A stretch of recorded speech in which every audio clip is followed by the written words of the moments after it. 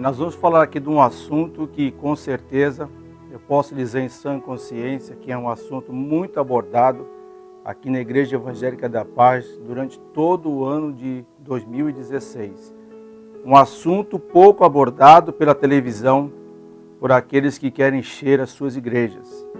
Por aqueles que querem encher as suas igrejas através de campanhas financeiras. E esses cristãos estão recebendo pouco alimentação, pouco alimento a respeito desse assunto. Eu estou falando a respeito do arrebatamento da igreja do Senhor Jesus Cristo, que um dia vai acontecer. Nós não sabemos o dia e nem a hora, porque a Bíblia não dá margem para especulações. Apenas sabemos com certeza que o Senhor vai voltar. E a volta do Senhor Jesus é a causa de nós estarmos felizes, é o motivo de nós vivermos aqui como cristãos felizes, apesar das tribulações. Porque temos como combustível essa certeza que o Senhor vai voltar. Vamos abrir a palavra de Deus em 1 Tessalonicenses, capítulo 4, versículo 13.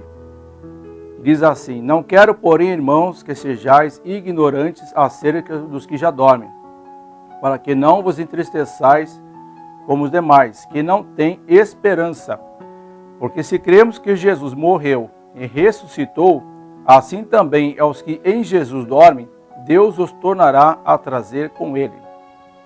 Dizemos, pois, isto pela palavra do Senhor, que nós, os que ficarmos vivos para a vinda do Senhor, não precederemos os que dormem, porque o mesmo Senhor descerá do céu com alarido e com voz de arcanjo e com a trombeta de Deus, e os que morreram em Cristo ressuscitarão primeiro.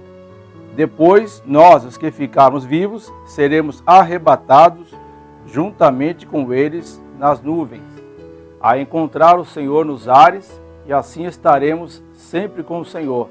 Portanto, consolai-vos uns aos outros com estas palavras. Capítulo 5, verso 1. Mas, irmãos, acerca dos tempos e das estações, não necessitais de que se vos escreva. Amém? Baseando nisso, também entrando aqui no Evangelho de Mateus, capítulo 24.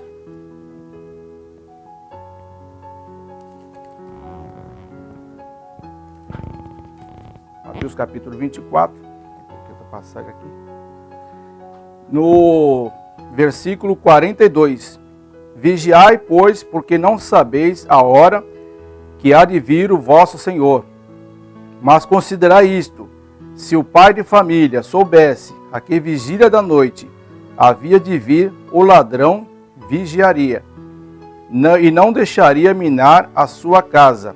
Por isso estai vós apercebidos também, porque o Filho do Homem há de vir a hora em que não penseis. É um versículo 44 que também está escrito em 1 Pedro 3, verso 20, uma repetição deste versículo. Pois bem, estamos falando aqui da igreja de Tessalônica. A igreja de Tessalônica, que já tinha conhecimento a respeito da volta do Senhor Jesus Cristo. Quando se converteram, os tempos foram passando, e eles esperavam que todos aqueles que conheceram a palavra de Deus através do apóstolo Paulo, que quando Jesus voltasse, iria arrebatar a igreja. Só que os tempos foram passando, muitos desses irmãos morreram, e por causa disso gerou uma pergunta, uma dúvida muito grande a respeito daquela igreja. Começaram a se questionar: mas se Paulo pregou que Jesus voltaria para buscar a sua igreja, ou seja, seremos arrebatados, como fica a situação dos nossos irmãos que estão mortos? Então, existia uma grande preocupação a esse respeito. E Paulo escreve essa carta, enviada por Timóteo, se eu não estou enganado, e essa carta chega até os irmãos e Paulo começa a explicar. Jesus realmente vai voltar e vai buscar a sua igreja. Mas aqueles que morreram em Cristo, que já morreram, que estavam esperando a volta do Senhor Jesus Cristo, eles estão com o Senhor. Eles estão vivos espiritualmente. Seus corpos estão na sepultura, mas a sua consciência permanece vivos com o Senhor. E esses que vocês conhecem, que já morreram, eles vão ressuscitar no dia do Senhor. Quando Jesus voltar, esses que morreram vão ressuscitar primeiro. Somente os mortos em Cristo, aqueles que se converteram, não os ímpios, não os pecadores, mas somente os mortos em Cristo vão ressuscitar para a glória de Deus no dia da vinda de Jesus para buscar a sua igreja. E logo em seguida, como no piscar de olhos, aqueles que estão vivos, vivendo o evangelho da verdade, se esforçando em oração, jejuando, buscando a presença de Deus, estando com suas vidas no altar, serão arrebatados logo em seguida. E existia essa dúvida, e essa pode também ser a dúvida de muitos, né? A Bíblia fala que quando Jesus voltar, ele não vai mandar recado. Alguns estão se apegando em situações. Vamos ver 1 Pedro. 2 Pedro capítulo 3, versículo 9. Quando será que o Senhor vai chegar? Algumas pessoas já desistiram de buscar, de esperar o Senhor Jesus Cristo. Há relatos de pessoas que dizem, até dentro das igrejas, que Jesus está demorando muito para voltar. Existem pessoas que podem ter desanimado porque sabem que os seus pais esperavam a vinda do Senhor e eles morreram antes. Sabem que os seus familiares morreram antes e Jesus não voltou. E com eles está acontecendo a mesma coisa. Olha, eu já tenho 70 anos de idade, tenho pelo menos uns 50 anos de crente. Até hoje eu escuto falar na vinda do Senhor Jesus Cristo. E o tempo vai passando. Esse irmão pode dizer, mas eu cresci na igreja, nasci no berço evangélico. E até hoje nada. E se esquece que a Bíblia tem que ser examinada como um todo, não com pedaços. Então aqui, em 2 Pedro, capítulo 3, verso 10, verso 9, diz assim, o Senhor não retarda a sua promessa, ainda que alguns a tenham por tardia, mas é longânimo para convosco, não querendo que alguns se percam, senão que todos venham a arrepender-se. Não é verdade? Então aqui está dizendo, o Senhor não retarda a sua promessa. Pode ser tarde para você, que já está um bom tempo na igreja, esperando a vinda de Jesus, tem visto sinais acontecerem. Muitos estão dizendo que não aguentam mais viver nesse mundo tão tenebroso, com políticos corruptos do jeito que estão, principalmente hoje no Rio Grande do Sul e no Rio de Janeiro, os cristãos que moram lá, que estão passando por grandes necessidades financeiras, estão vendo o seu salário ser reduzido a zero, pedindo empréstimos pessoais, entre outras coisas. Esses cristãos estão sofrendo lá. E outros cristãos estão até ajudando esses que não estão nem recebendo salário praticamente, porque estão vendo que os seus direitos estão sendo consumidos. E esses cristãos estão passando por dificuldades. Cristãos como esses, por exemplo, devem ter pelo menos pensado, não aguento mais.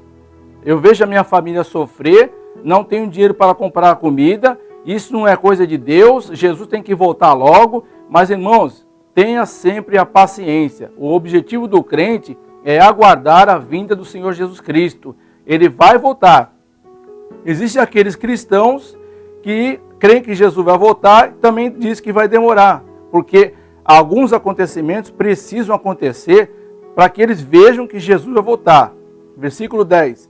Mas o dia do Senhor virá como ladrão de noite, no qual os céus passarão com grande estrondo, e os elementos ardendo se desfarão, e a terra e as obras que nela há se queimarão.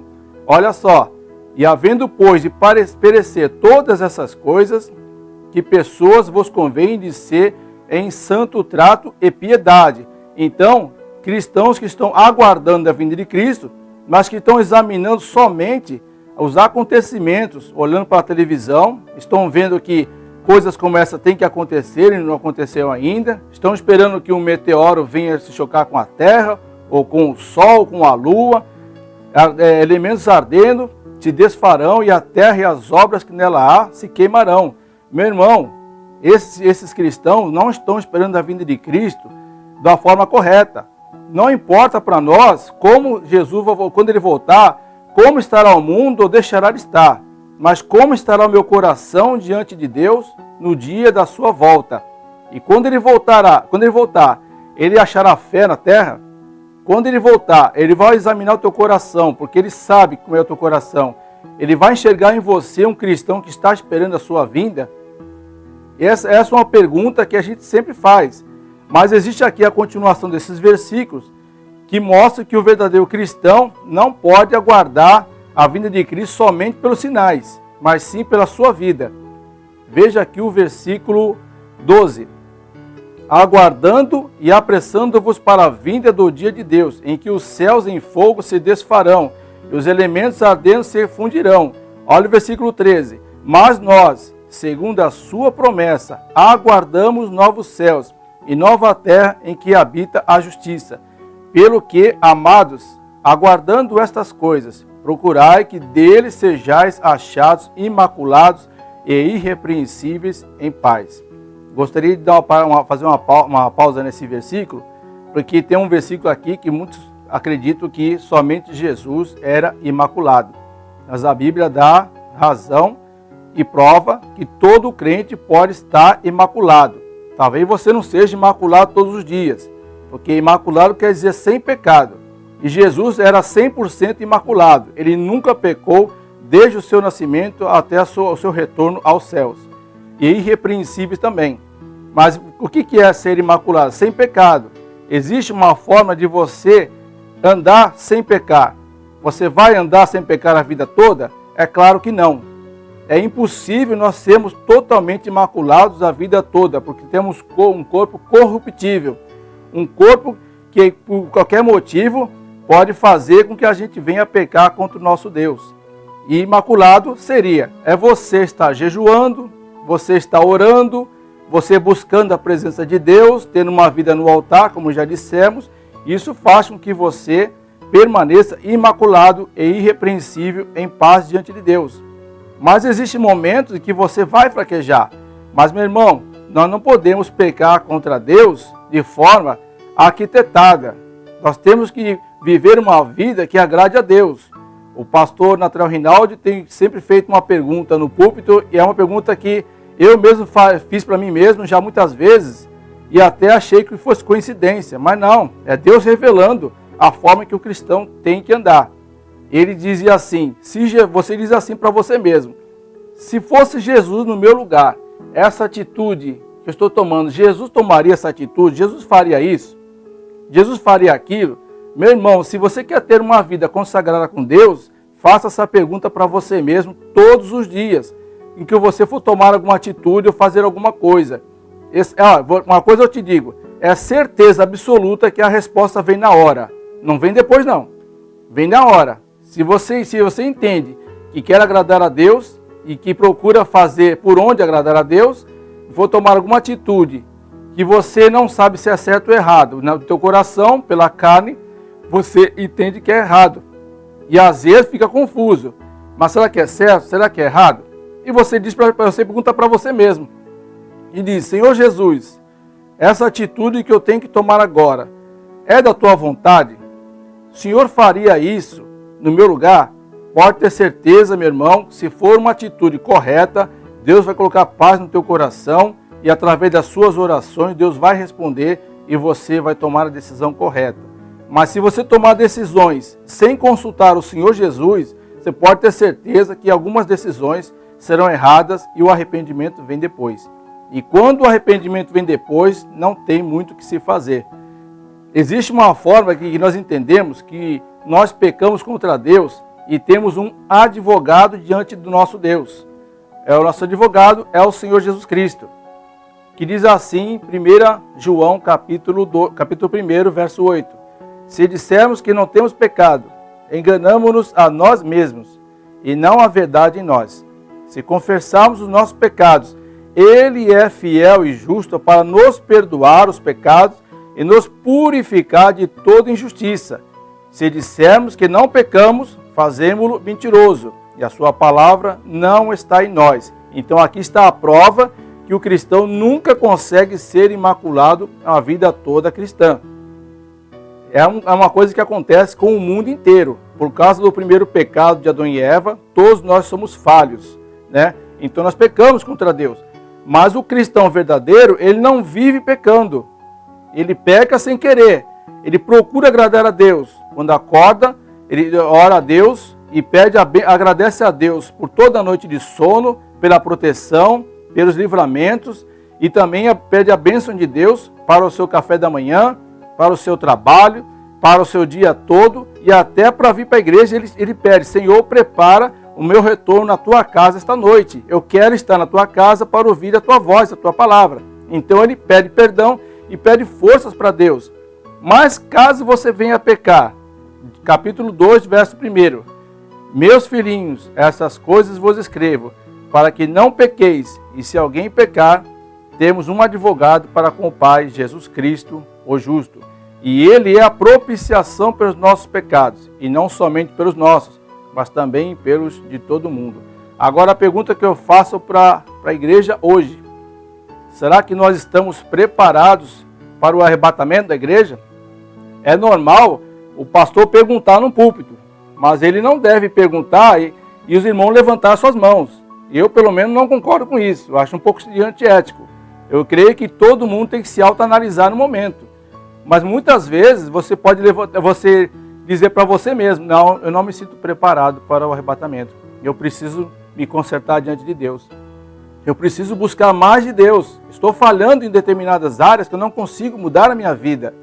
Meu irmão, eu costumo dizer, inclusive no culto de quarta-feira retrasada, eu trouxe uma palavra parecida com essa para a igreja. O pessoal pediu para trazer uma palavra e Deus tem me incomodado muito a esse respeito.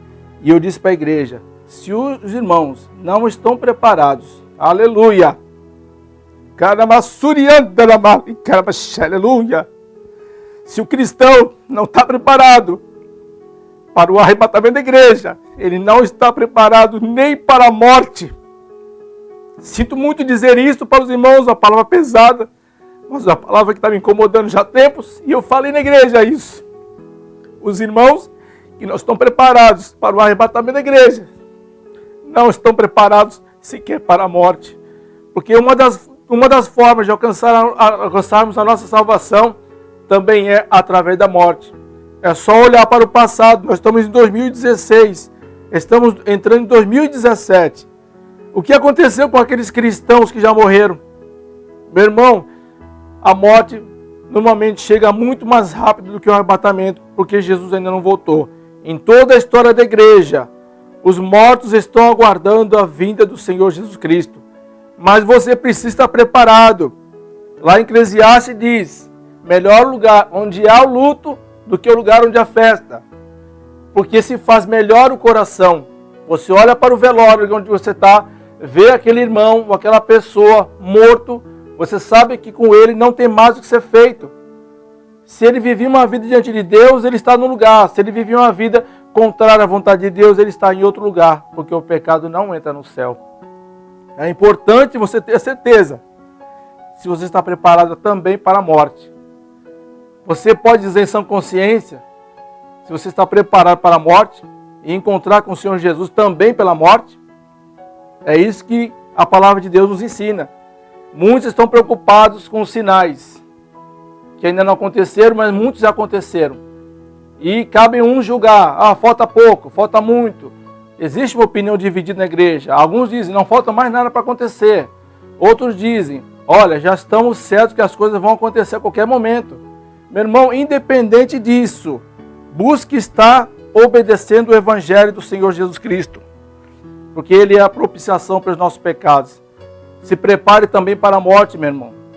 Você sabe que há muitas pessoas do nada, que têm boa saúde, atletas, jogadores de futebol, já morreram tendo infarto do coração, ataque cardíaco fulminante, e eram atletas. Outros, a grande maioria, não são atletas, mas têm uma boa vida às vezes, têm uma boa alimentação, mas também é surpreendido com uma situação como essa e outras situações. A morte, meu irmão, sempre nos ronda. Mas não devemos estar preocupados com o que vai acontecer depois da morte. Temos que estar preocupados com o que vai acontecer antes da morte. Porque quando a morte chega, não tem mais o que se fazer, meu irmão. Então, cristão vigilante é o cristão que sabe que pode receber o Senhor Jesus, de repente, vindo nos ares, nas nuvens, para buscar a sua igreja. Mas esse cristão sabe muito bem que ele pode morrer primeiro. Agora, no caminho para cá, eu estava conversando com meu filho. Nós temos que nos esforçarmos, ter uma vida no altar com Deus, porque a morte normalmente chega antes.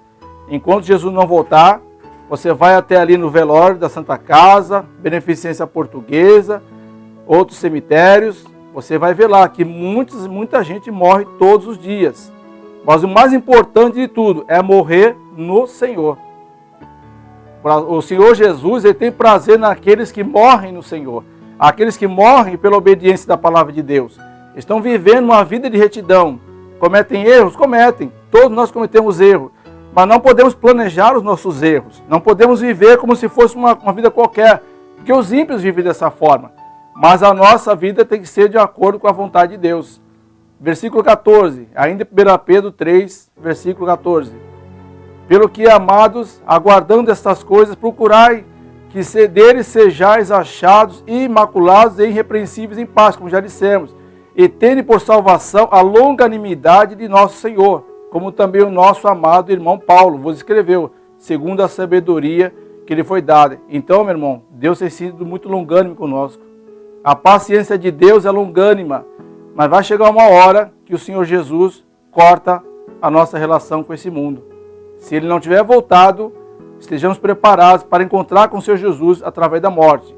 Ninguém quer morrer. Eu, particularmente, eu tenho um pouco de receio da morte. Não vou mentir para os irmãos. Mas eu sei que minha hora vai chegar. Se Jesus não tiver voltado, eu vou morrer. Mas eu quero morrer em paz com Deus. Eu quero morrer em comunhão com Deus. Vivendo o Evangelho.